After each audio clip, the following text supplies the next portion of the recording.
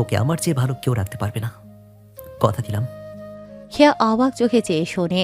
প্রণয় এবার শাহিদ শেখের সামনে গিয়ে দাঁড়ালো, বলল, ছোট চাচু, আমি খেয়াকে বিয়ে করতে চাই। আশা করছি খেয়ার জীবনসঙ্গী হিসেবে আমাকে মেনে নিতে তোমার কোনো অসুবিধা নেই। শাহিদ শেখের আসলেও কোনো আপত্তি থাকবার কথা নয়। প্রণয়ের মতো ব্যক্তিবান ছেলে তিনি দুটো দেখেননি, তাই তো খেয়ার পড়ালেখার সমস্ত দায়িত্ব তিনি প্রণয়কে দিয়েছেন। প্রণয়ের প্রতি তার আস্থা বিশ্বাস অনন্য। তিনি নিজেও সর্বদা চেয়েছেন নিজের একমাত্র মেয়েকে প্রণয়ের মতো কোনো ব্যক্তিত্ববান ছেলের হাতে তুলে দিতে পারলে তিনি নিশ্চিন্ত হবেন। তবে প্রণয় নিজেই যে সেই স্থান দখল করবেন তা ভাবতে পারেননি। তার এ বিষয়ে কোনো আপত্তি নেই, তবে এখন এই পরিস্থিতিতে বড় ভাই আর ভাতিজার মাঝে কার দিকে যাবেন তাই বুঝতে পারছেন না। তিনি নিশ্চুপ হয়ে রইলেন। প্রণয় বলে উঠল, ছোট চাচু নীরব, আর এই প্রসঙ্গে নীরবতা মানেই সম্মতির লক্ষণ। শাহেদ শেখ ভ্যাবাচাকা খেলেন, তবে হ্যাঁ, সে অবশ্যই বিষয়টাকে মেনে নিয়েছে। কারণ তার কাছে মনে হয় নিজের মেয়েকে কোনো ব্যক্তিত্ব সম্পূর্ণ পুরুষের হাতে তুলে দেয়াই সবচেয়ে বড় সার্থকতা। চরিত্র ব্যক্তিত্বের উপরে কিছু হয় না। আফতাব শেখ গম্ভীর। তিনি বললেন, তোমার সঙ্গে আমি আমার মেয়ের বিয়ে দেব না। আজই খেয়ার বিয়ে দিহানের সাথেই হবে। তোমার সাথে আমি আমার মেয়েকে বিয়ে দেব না। আজই খেয়ার বিয়ে দিহানের সাথেই হবে।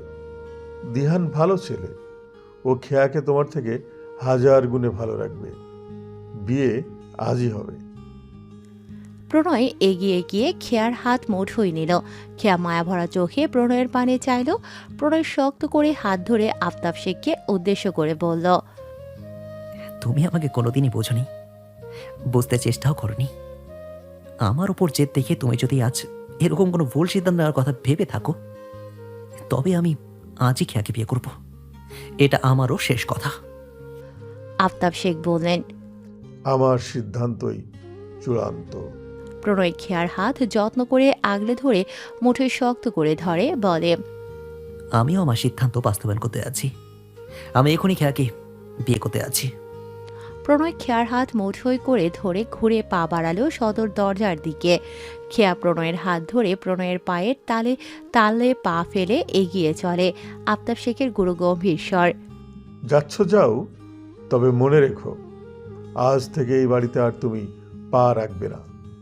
এটাই শেষ কথা। এখানে কেউ আর কোনো কথা বলবে না। সকলের হৃদয় আটকে উঠল। প্রণয়ের পা থামল, থমকে দাঁড়ালো সে। আফতাব শেখের কথা তার কানে বাজছে। সে যদি আজ খেয়াকে হারানোর ভয়ে খেয়ার হাত ধরে বিয়ের উদ্দেশ্যে এ বাড়ি থেকে বেরোয়, তবে আর সে এ বাড়িতে দ্বিতীয়বার পা রাখতে পারবে না। নিজের জন্য তার কিছু যায় আসে না। সে নিজের কথা ভাবছে না, ভাবছে খেয়ার কথা। খেয়া এই অট্টালিকায় বড় হয়েছে। বাবা মায়ের একমাত্র মেয়ে সে, বাড়ির সকলের আদরের। আজ প্রণয়ের হাত ধরে বের হওয়ার উদ্দেশ্যই বিয়ে। আফতাব শেখের কথা মতো এ বাড়ি থেকে তারা বেরোলে প্রণয় যদি এ বাড়িতে আজকের পর আর পা না রাখতে পারে, তবে খেয়ার কি হবে? মেয়েটা তো এই অট্টালিকা, এই বাড়ির মানুষ ছেড়ে থাকতে পারবে না। সে তো খেয়ার কষ্ট মানতে পারবে না। প্রণয়ের হাতের মুঠো আলগা হলো। খেয়া অবাক চোখে হাতের দিকে তাকালো। প্রণয় মায়াময় চোখে তাকিয়ে খেয়াকে বলল, এই অট্টালিকা ছেড়ে তুই যেখানে সেখানে থাকতে পারবি না খেয়া।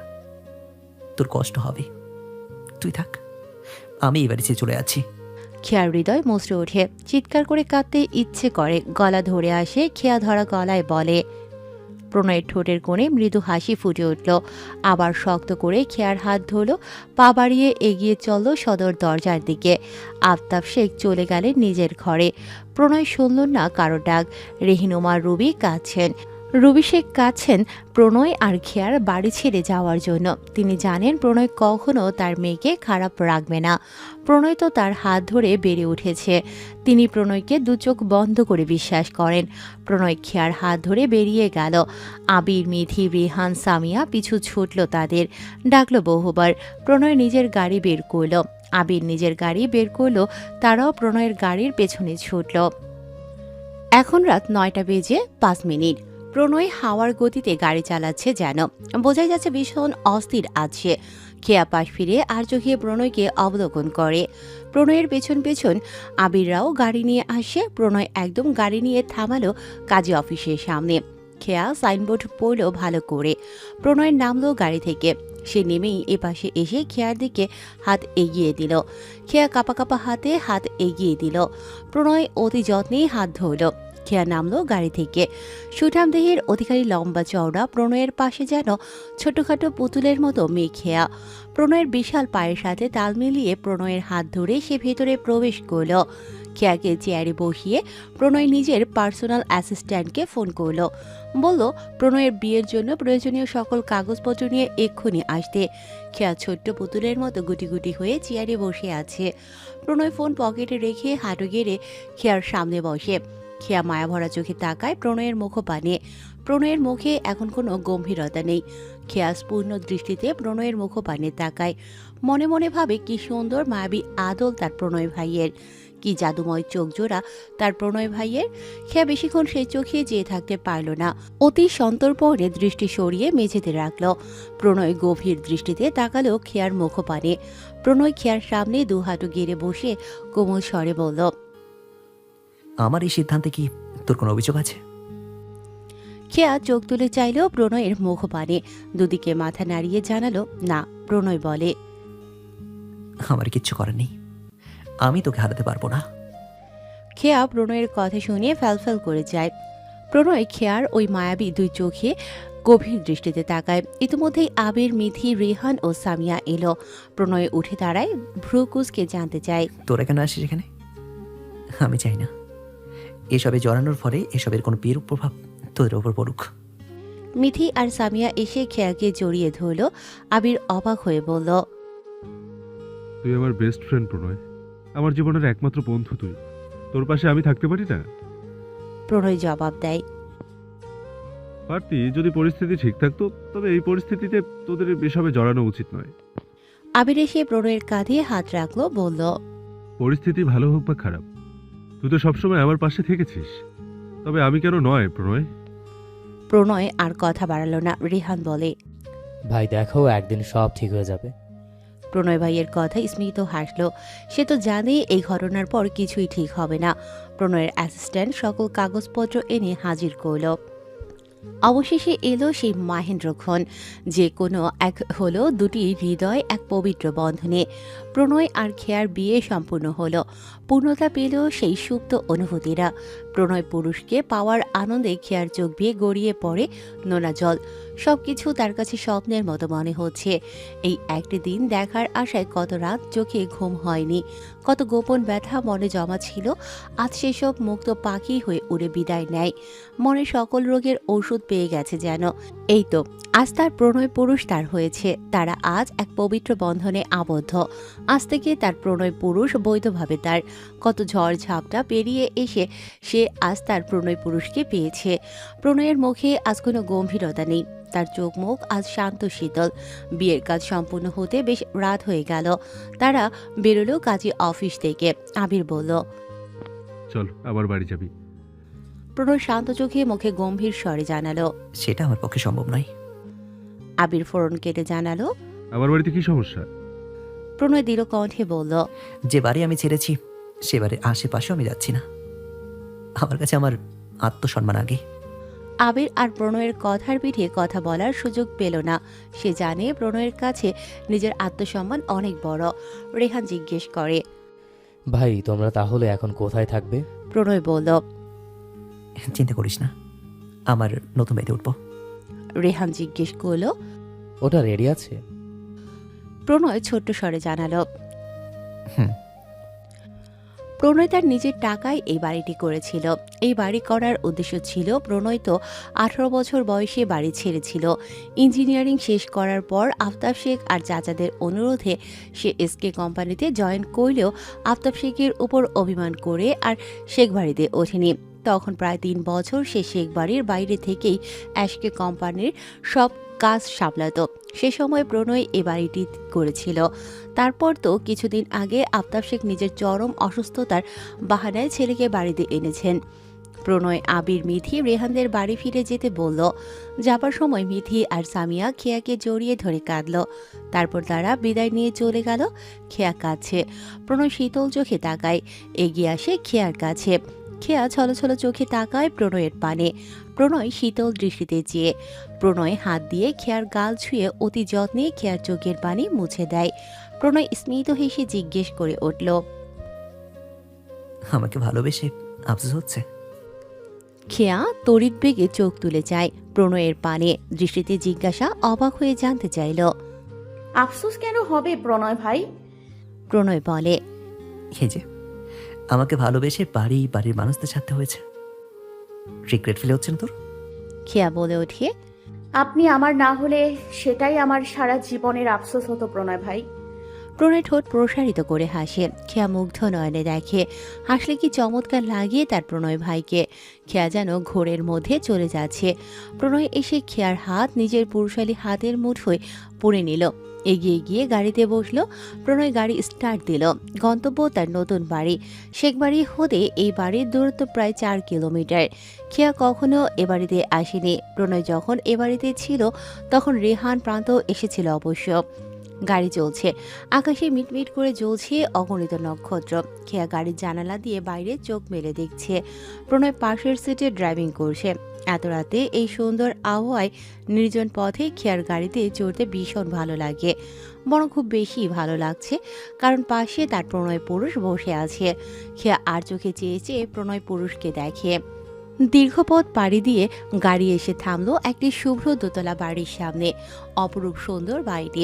রাতের বেলায়ও দারুণ চমৎকার লাগছে বাড়িটি। চারপাশে লাইটিংয়ে বাড়িটি চমৎকার লাগছে, তবে আশেপাশে গাছপালায় ঘেরা। খেয়া বাড়ির সৌন্দর্য দেখে বিস্ময়ে অভিভূত হয়ে যায়। খেয়া বিস্ময়ে জিজ্ঞেস করে, প্রণয় ভাই, এটা কি আপনার বাড়ি? প্রণয় মুচকি হাসে গাঢ় স্বরে বলে, আমার নয়, আমাদের বাড়ি। প্রণয়ের মুখে আমাদের শুনেই খেয়া লজ্জা পায় ভীষণ। হৃৎপিণ্ড ধকধক করে ওঠে, ভাবে, সত্যি তো আজ থেকে আমি আর প্রণয় ভাই মিলে আমরা হয়ে গেছি। ভাবতে তার ভীষণ লজ্জা লাগছে। প্রণয় গাড়ি থেকে নামলো, এপাশে এসে খেয়ার দরজা খুলে দিল। খেয়া নামলো। প্রণয় খেয়ার হাত ধরে এগিয়ে যেতেই একজন বৃদ্ধ লোক ছুটে এলেন। নাম তার কলিম। তিনি মূলত এ বাড়ি দেখাশোনা করেন। বেশ ভালো মনের মানুষ। প্রণয়কে দেখতে পেয়ে তার চোখ মুখ উজ্জ্বল হলো, হাসি মুখে বলে উঠলেন। কেমন আছো বাবা? প্রণয় হাসি মুখে জবাব দিল। জি চাচা, ভালো আছি। আপনি কেমন আছেন? তিনিও হেসে ভালো আছেন জানালেন।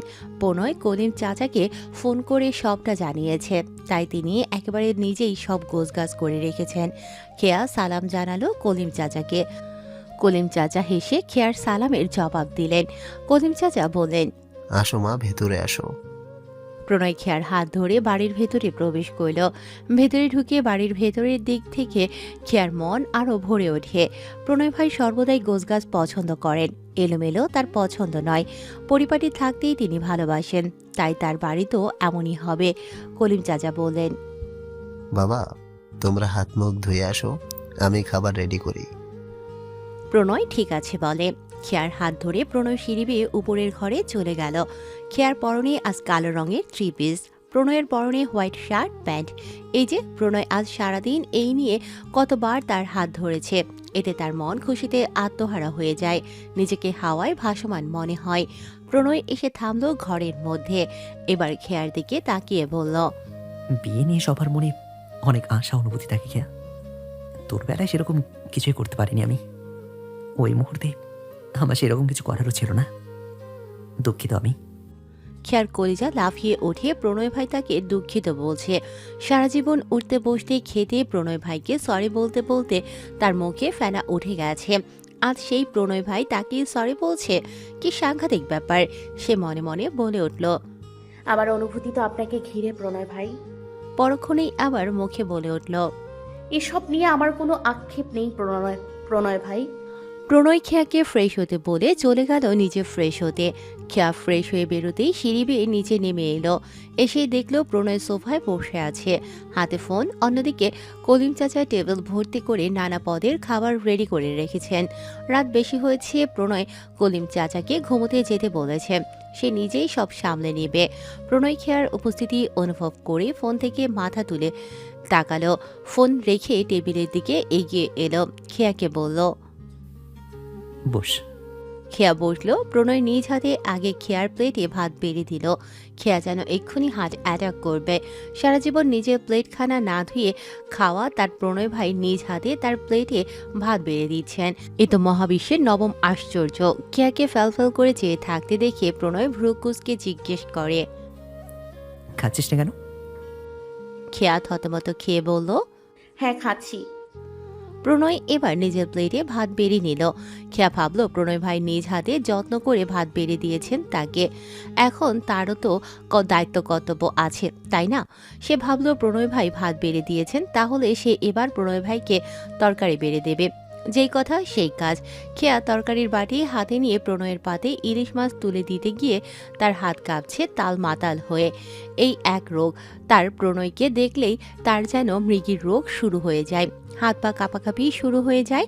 তবুও কাঁপা কাঁপা হাতে সে প্রণয়ের পাতে ইলিশ মাছ তুলে দিতে নিতেই ইলিশ মাছ উড়ে গিয়ে প্রণয়ের প্লেটে না গিয়ে সোজা গিয়ে পড়ল প্রণয়ের গায়ের উপর। তার সাদা সাজ ইলিশ মাছের ঝোলের রঙিন, ঝাঁকানাকা একদম। খেয়ার চক্ষু চড়ক গাছ। একটি সাংঘাতিক অপকর্ম ঘটিয়ে ফেলেছে সে। আজ প্রণয় ভাই নির্ঘাত তাকে তুলে আছাড় মারবে, না হলে বুড়িগঙ্গায় চুবাবে। আর বাঁচানোর কেউ নেই। খেয়ার কলিজা শুকিয়ে কিসমিস হয়ে যায়। তড়িৎ বেগে প্রণয়ের মুখপানে যায়, তাকিয়ে সে যেন আরো অবাক। এত অবাক হলে তো সে কখন যেন পটল তুলতে যাবে। তার প্রণয় ভাইয়ের মুখে কোনো গম্ভীরতা নেই, একদম শান্ত চোখ মুখ তার। কি সাংঘাতিক কথা, খেয়া ভাবছে। আচ্ছা প্রণয় ভাই, রাখছেন না কেন? এখনো একটা ঝাড়ি দিলেন না। ভাবা যায় এত বড় একটা অপকর্ম ঘটানোর পরেও প্রণয় ভাই এত শান্ত নীরব রয়েছেন। প্রণয় শান্ত আদলে খেয়ার হাত থেকে তরকারির বাটি নিল। খেয়া ভাবছে এক্ষুনি বুঝি প্রণয় ভাই এই তরকারির বাটি তার মুখে ছুঁড়ে মারবে। খেয়াকে অবাক করে দিয়ে প্রণয় অতি যত্নে খেয়ার পাতে তরকারি বেড়ে দিল। খেয়া এক্ষুনি যেন অকা পাবে। প্রণয় ভাই রেগে না গিয়ে তাকে একটা ঝাড়ি না মেরে উল্টো তার পাতে ইলিশ মাছ তুলে দিচ্ছে। এই দৃশ্য দেখার আগে তার মরণ হলো না কেন? আচ্ছা, সে কি বেঁচে আছে আদৌ? আচ্ছা, প্রণয় ভাই কি রেগে ওর দিকে তরকারির বাটি ছুঁড়ে মেরেছিল? সেই বাটির বাড়ি খেয়ে কি সে মরে টরে গেছে? এই জন্যই কি প্রণয় ভাইয়ের ঝাড়ি তার কানে গায়ে লাগছে না? এত বড় সাংঘাতিক কাণ্ড ঘটানোর পরও প্রণয় ভাই রেগে যাননি, একটা ঝাড়িও মারেননি। এও সম্ভব?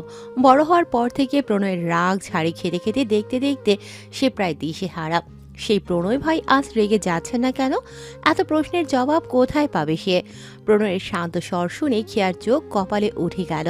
প্রণয় একদম স্বাভাবিক ভঙ্গিতে শান্ত স্বরে বলছে। মাছের কাঁটা বেঁচে খেতে পারবি? খেয়া ভাবে। আচ্ছা আমি কি আদৌ বেঁচে আছি? ভাবতেই নিজের হাতে নিজের চিমটি কাটে। ব্যথা পেতেই বেঁচে আছে ভেবে শুকরিয়া আদায় করে। প্রণয় ভাবুক খেয়ার জবাব না পেয়ে খেয়ার পাতে ইলিশ মাছের কাঁটা বেছে দিতে শুরু করলো। খেয়া ক্ষণে ক্ষণে অবাক হতে হতে কখন যেন অজ্ঞান হয়ে যায়। প্রণয় অতি যত্নে খেয়ার পাতের মাছ বেছে দিচ্ছে, আর খেয়া নিজের চিন্তা ভাবনার হাট বাজার খুলে বসেছে।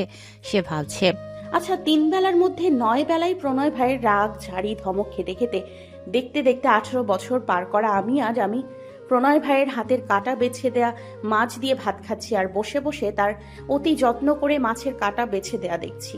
এই তো মাছের ঝোলের ডাকে প্রণয় ভাইয়ের সাদা চকচকে ফকফকে শার্টখানা একেবারে হলুদে ঝাঁকা ডাকা হয়ে গেছে। তারপরেও প্রণয় ভাইয়ের এসব নীরবতা মানা যায়? গতকাল পর্যন্ত ওনার কাছে ঝাড়ি খাওয়া, আমি আজ ওনারই হাতের কাটা বেছে দেয়া মাছ দিয়ে ভাত খাচ্ছি। ওফো, ভুলেই গেছি উনিও তো আমাকে ভালোবাসেন। আচ্ছা ভালোবাসাই বুঝি বদলে দিয়েছে? না, উনি তো বলেছেন উনি অনেক আগে থেকেই আমাকে ভালোবাসেন। তারপরেও তো রোজ 3 বেলার মধ্যে 9 বেলা উঠতে বসতে ঝাড়ি মারতেন। আচ্ছা তবে কি একদিনে বিয়ে করে বদলে গেলেন? বিয়ে করলে বোধহয় মানুষের মনের ভালোবাসা ভাতের ফ্যানের মতো উতলে উতলে পড়ে। প্রণয় নীরের স্বর শোনা গেল। জলদি প্লেটের ভাত শেষ কর। খেয়ার খেয়াল হলো প্রণয় ভাত মাছের কাটা বেছে শেষ করে ফেললেও সে এখনও একটা ভাতের দানাও শেষ করেনি। সে জলদি ভদ্র বালিকার ন্যায় ভাত মুখে নিল। প্রণয় খেয়ার খাওয়া শেষ হয়েছে। প্রণয় ঘরে এসেছে। খেয়া জানালা দিয়ে রাতের আকাশ দেখছে। খেয়া প্রণয় পুরুষের উপস্থিতি টের পেয়েই পিছু ফিরে চাইল। প্রণয়ের কোমল স্বর। ঘুমাবি না? খেয়া মাথা নাড়ালো, জানালো হ্যাঁ। প্রণয় প্রশ্ন করে, তারা এখনো ঘুমাসনি কেন? খেয়ার তৎক্ষণাৎ ভাবনা চিন্তা ছাড়া জবাব, আপনি তো এতক্ষণ আসেননি প্রণয় ভাই। প্রণয় গভীর দৃষ্টি গাঢ় গলায় বলে উঠল। আমার জন্য অপেক্ষা করছিলে? খেয়া সেই গাঢ় স্বর শুনে নেত্রপল্লব ঝাপটায়, থতমত খেয়ে দাঁড়িয়ে রয়। প্রণয় এগিয়ে আসে, খেয়া স্তব্ধ হয়ে দাঁড়িয়ে রয়। প্রণয় চোখে চোখ রেখে দৃঢ় কণ্ঠে বলে ওঠে,